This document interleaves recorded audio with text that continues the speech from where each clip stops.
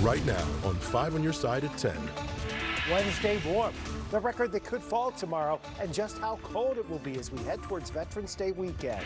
And tonight, election results on the ballot, pricier pot, more money for a major school district, and the city of Manchester expanding. But first tonight, this company truck becomes a crime scene after a man is shot and killed. Not happy about it. Too much of that's going on these days. It happened just outside of the River de Pere Park in broad daylight. Thanks for joining us. I'm Mike Bush. And I'm Ann Allred. The victim was found in that truck near Wanda Avenue. Our Brent Solomon is live at police headquarters after learning a suspect is in custody. Brent. Investigators here working to learn much more about the gunfire that claimed that man's life. Someone shot him in the back. It happened around 4 this afternoon, and right now, so many are wanting answers. Jerry Newbert is no stranger to these parks. I come out and ride my bicycle every night. Tuesday evening was a bit different. Turned around. When he got to the River de Pere Park, he noticed something. No, there's caution tape up. It came as a big shock. Oh, that's usually peaceful. It was just after 4 Tuesday afternoon. Police getting a call of a man shot in the back. They focused much of their attention on this red work van labeled Big Plumbing Company. Our cameras rolling as a tow truck arrived to haul it away. Shortly after the crime, I got in touch with the alderman who represents this area. He says not only is he concerned, he got a lot of calls from neighbors who are too. But I have received several calls from residents that live in very close proximity to the incident, and they're very concerned, and rightfully so. This is alarming, particularly at the time of day it took place, and in a fairly active park. He says he's in touch with investigators to get answers. For about 2 hours, authorities shut down River de Pere Boulevard as they combed the crime scene. Violent crimes and/or homicides are very unusual for this area, for this neighborhood. Not happy about it. Too much of that's going on these days. As for his ride in the park, gotta make a detour. and tonight we're working to learn much more about the connection between that work truck and the suspect and the victim. People who live in that area say they've seen that work truck before. We're live at St. Louis Police Headquarters. Brent Solomon, 5 on your side. Tonight, St. Louis County Police are investigating a suspicious death at the Columbia Bottoms Conservation Area. We're told a man's body was found in a grassy area along Columbia Bottom Road. Investigators say there's no signs of an obvious cause of death. Anyone with information, please call Crime Stoppers at 866-371-TIPS. A live look at Enterprise Center. It's probably warmer outside than it was inside for Blues fans tonight, and we could hit record warmth tomorrow. Let's get straight over to Chief Meteorologist Scott Connell with that weather first forecast. Well, one thing you didn't have to worry about is packing the winter coat to come down to see the Blues tonight in St. Louis. Temperatures still way above average, still in the 60s across most of the area, and still flirting with 70 degrees in parts of the metro right now, including at Lambert. We're under a clear or mostly clear sky. We have a temperature right now of 70 degrees. It's 10 o'clock in November, and it's still 70 degrees. The dew point 60. There may be some patches of fog early tomorrow morning. Otherwise, it's going to be a bright start. Our record high for tomorrow, 82. Our forecast high is 83 degrees. So it's going to be a warm day. Clouds will tend to increase some tomorrow afternoon. Near record warmth on Wednesday. The drought's going to continue because we don't have any widespread significant rain on the way anytime soon.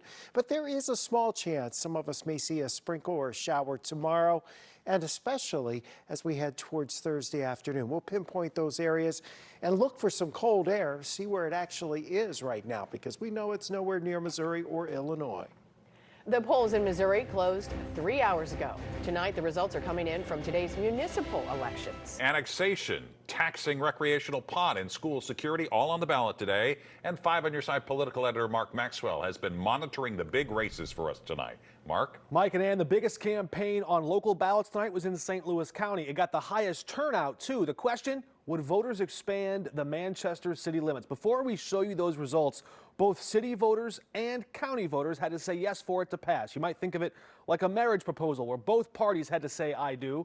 But in this case, 4 and 5 city voters, well, they got down on one knee and proposed. They approved it. But the county voters, You might say they left them at the altar, roundly rejecting the marriage of those two territories. The county campaign persuaded voters in that smaller, unincorporated portion just to the eastern edge of the city. If you join the city, your taxes will go up. Voters there said no thanks. They passed on that. And fresh reaction from County Executive Sam Page tonight. He says this is a landslide vote of confidence for the St. Louis County Police Department.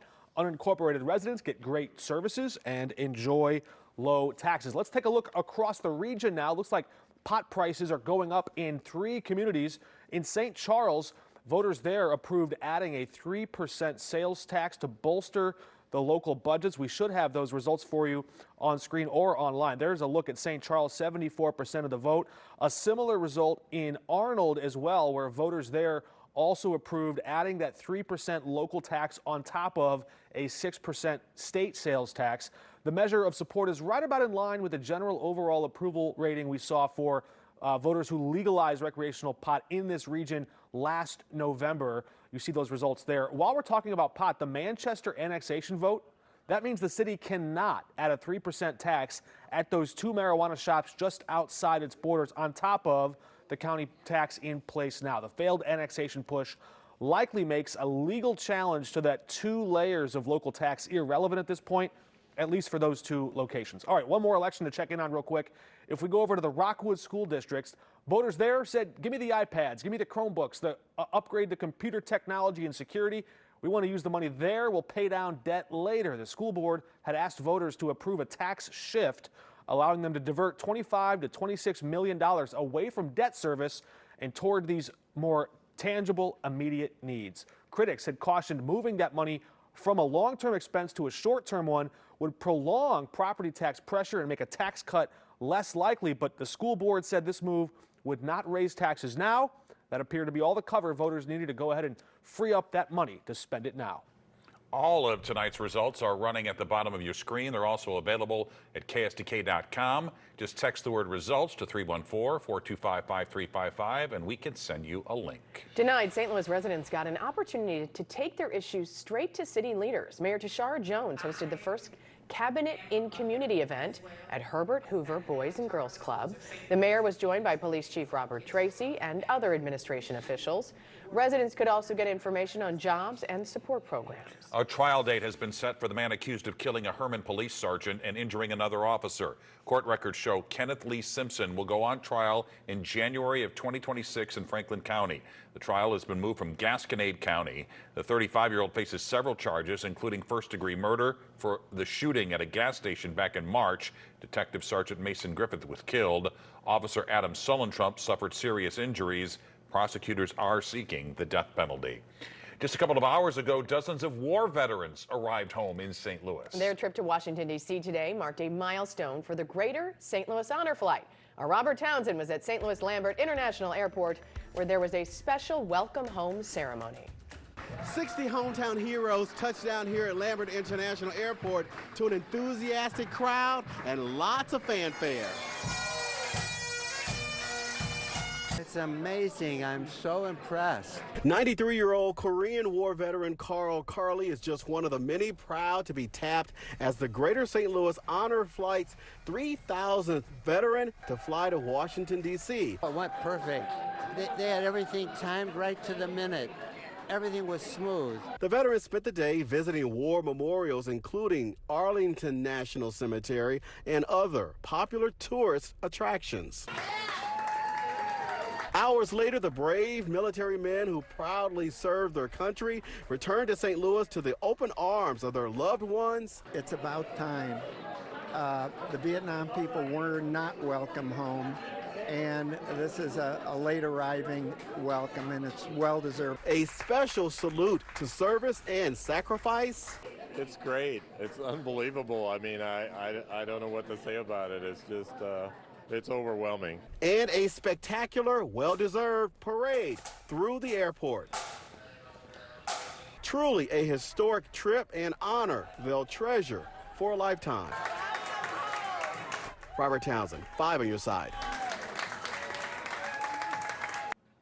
The next honor flight is scheduled for April 2nd, 2024.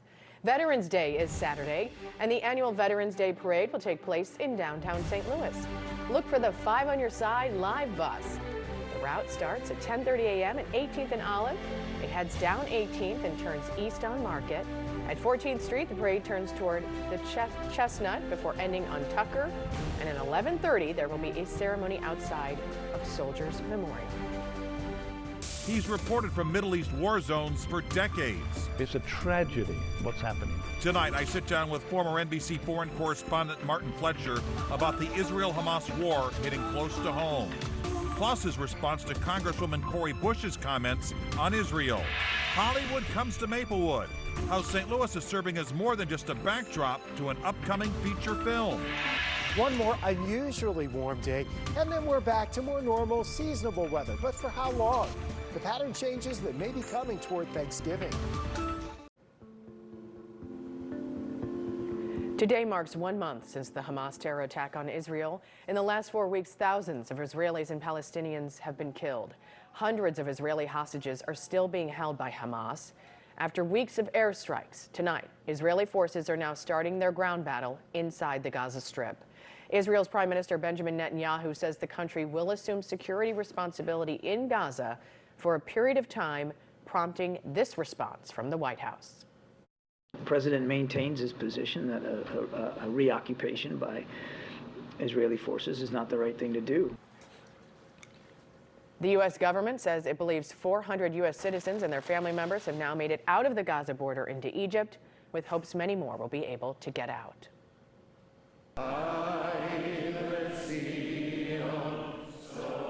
Tonight, they remembered the lost in Creve Coeur. The congregation B'nai Amunah read all the names of those being held captive by Hamas. They also prayed for their safe release.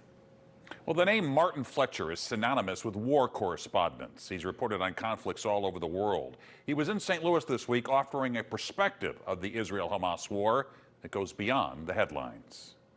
Well, I'm happy to... In the world of journalism, few names carry as much weight and experience as Martin Fletcher. Martin Fletcher, NBC News, Tel Aviv, Indonesia, the Vatican. For 35 years, he was on the front lines of some of the world's most significant conflicts and events, including 26 years as a correspondent in Israel.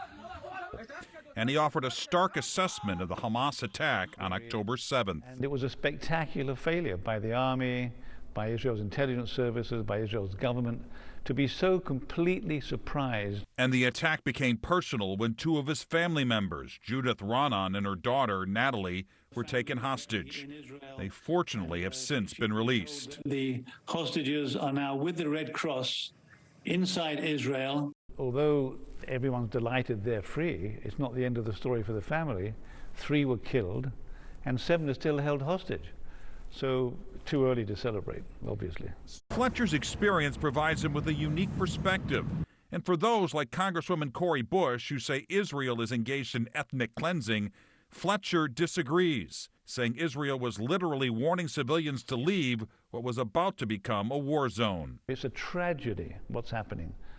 But ethnic cleansing, genocide it's actually ignorant to use those words. Fletcher, who was invited to town by the Jewish Book Festival, believes that peace is a long way off. But once we get there, there might be hope. There's going to have to be new leadership in Israel, new leadership for the Palestinians, and they have to understand that this was a reality check and that the future cannot be more of what we see today and in the past. Fletcher's new book, which brought him to St. Louis, is called Teachers, the Ones I Can't Forget. It's not about teachers, it's about the amazing people that taught him a lot and touched his heart while reporting. We are now a year away from the 2024 presidential elections and 2 months from the Iowa caucuses. And in less than 24 hours, the GOP presidential hopefuls will take the debate stage in Miami. This third debate will feature a slimmed-down field of 5 candidates: former New Jersey Governor Chris Christie, Florida Governor Ron DeSantis, South Carolina Congressman Tim Scott, former Ambassador Nikki Haley, and businessman Vivek Ramaswamy. Just like the first 2 debates, Republican frontrunner Donald Trump will not be on the stage. Lester Holt and Kristen Welker of NBC News will moderate. You can watch it right here tomorrow night at 7 on 5 on Your Side. Disappointing news tonight for a homegrown company, Block. The California-based company behind payment services Square and Cash App is cutting 1,000 jobs. It employs 13,000 people, 900 of them in St. Louis. The local impact is not known. Block was founded as Square in 2009 by St. Louis and Jack Dorsey. According to our partners at the St. Louis Business Journal, Dorsey is blaming the cuts on a lack of growth. The streets of Maplewood look more like a Hollywood set these days. Filming began this week for the movie On Fire. It's based on the autobiography of local author and motivational speaker John O'Leary. He was badly burned in a house fire when he was a young boy. The cast includes William H. Macy and John Corbett, and the entire film is being shot in the St. Louis area, and that's not all.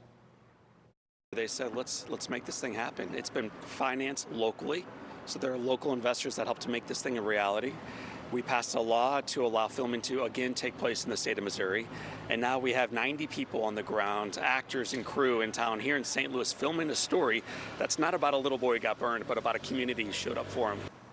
They're shooting more scenes tomorrow in Maplewood. O'Leary advocated for the using of the actual locations where the events of the film take place. I wonder if they'll talk about Jack Buck in the film. I think they will. The two of them were so close. It's a very important story in John O'Leary's story. Yes, he was such a big supporter and visiting him in the hospital for all of those treatments. Yeah. Let's get to Chief Meteorologist Scott Connor with your weather first forecast. And it's always great to see the local buildings, the local businesses and everything as a part of the scenery in the movies too. Not some stage in Hollywood, but actually here.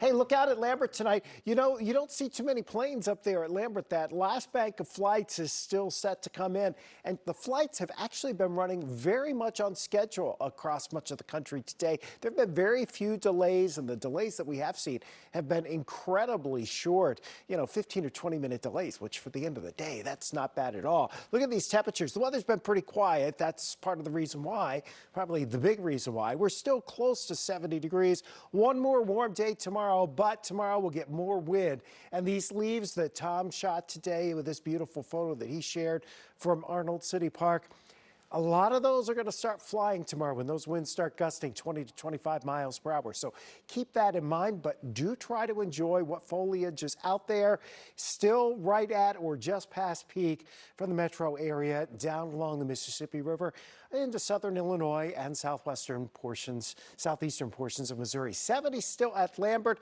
That's after our high of 77. It's not dropping much tonight because of that southeast breeze now at 10 miles per hour. So we're going to hold it in the 60s for overnight lows.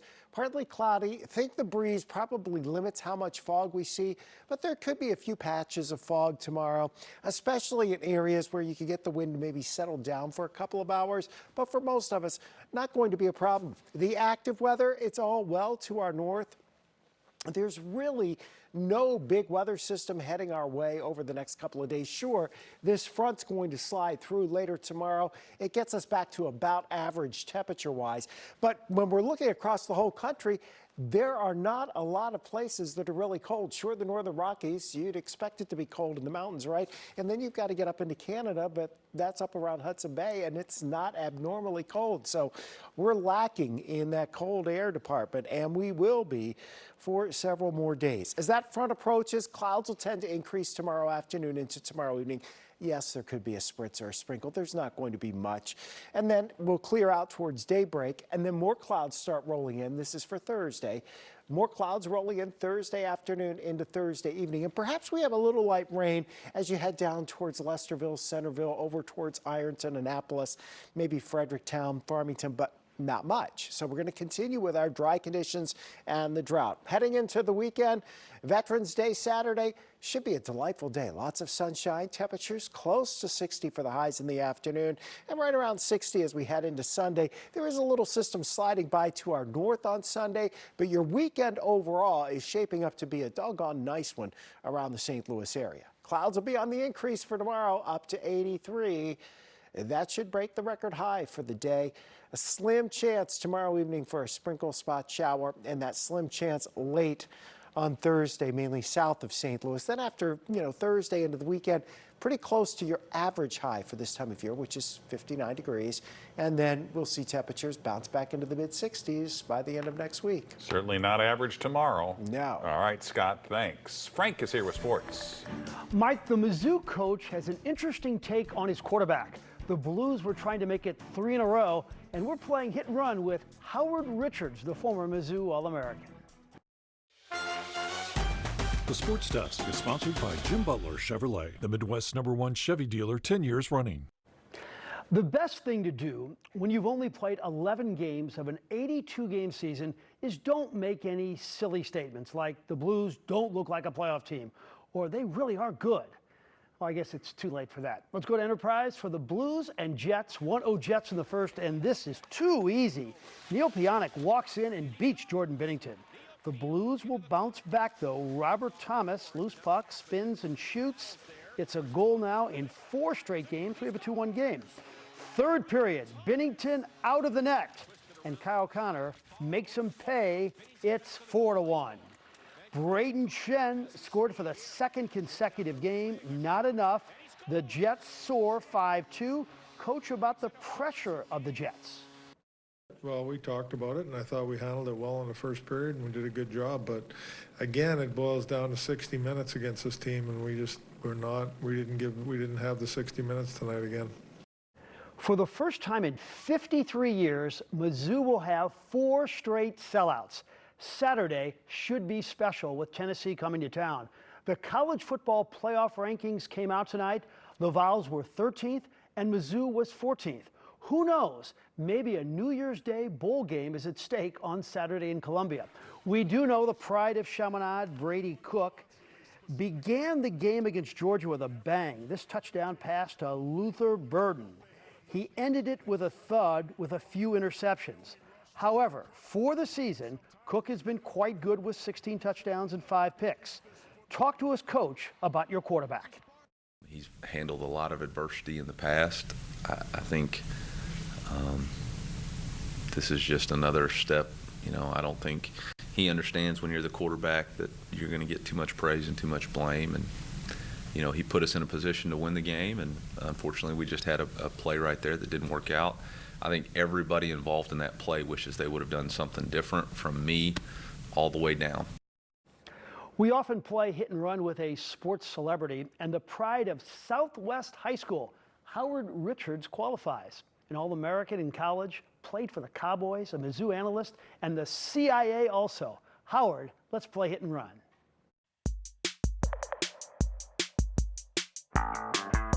CIA for 13 years. What president would you like to have a beer with and hang out? Oh, Barack Obama. What makes a bigger impact at a party if you say, I work with the CIA or I played in the NFL? NFL. Why? Well, I think people know what the NFL is all about. CIA, there's still a lot of mystery and intrigue, and a lot of people in the Midwest aren't quite in tune to what Central Intelligence Agency means, or CIA. They kind of think it's still the Culinary Institute of America. Total number of surgeries after your career ended? 9. First round pick of the Cowboys. What do you think your name, image, and likeness would have been like if you were a star offensive tackle at Mizzou? Well, it'd be more than pizza and potato chips. Let's just say that. You pick one receiver as a teammate, Jeremy Maclin or Luther Burden III? Well, I'll pick Jeremy Maclin because we already know what he's done. Luther's story has yet to be written. One quarterback in Mizzou history, Phil Bradley, Chase Daniel, Brad Smith. I played with Phil Bradley. I'm going to stick with Phil. CIA, NFL player, analyst for Mizzou football. What's the next fun job you're looking to get? Sports anchor at KSDK. It doesn't pay enough for you. I've seen your car. Obviously, he could do it. Anybody does. Oh, well, and I would have said CIA. Over the NFL. Over the NFL. How about you, Frank, NFL? Oh, for sure. Did he say what he did for the CIA? Oh, he can't really. Oh. It's kind of a secret. But he has been on some missions. Every once in a while, if he gets a beer, he'll tell you a couple of cool things, but he's got to be kind of coy about that. Right. All right, Frank, thanks. The Boys of Summer are planning a winter gathering, when and where you can see your favorite Redbirds before they fly south for the spring. You don't have to wait until next spring to see your favorite Cardinals players. Today, the team announced this year's winter warm-up will be held from January 13th through the 15th at Busch Stadium and Ballpark Village. Now, this is the only time fans can get a tour of the Cardinals clubhouse, and tickets will go on sale next month. Walmart is hoping to calm the shopping experience. Starting Friday, stores will offer sensory-friendly hours from 8 a.m. until 10 a.m. They will lower the lights, turn off the radio, and set the TV displays to a static image. And if you like ketchup and pickles, Heinz's new pickled ketchup will be a delight. The savory, sweet, and tangy sauce will be in store shelves early 2024. According to Heinz, more than 70% of consumers enjoy the taste of pickles. Seems like a good mix for a lot of people. Yeah, I mean, I would try it. I like pickles on everything. There you have it. 5 on your side at 10. The Tonight Show starring Jimmy Fallon is next.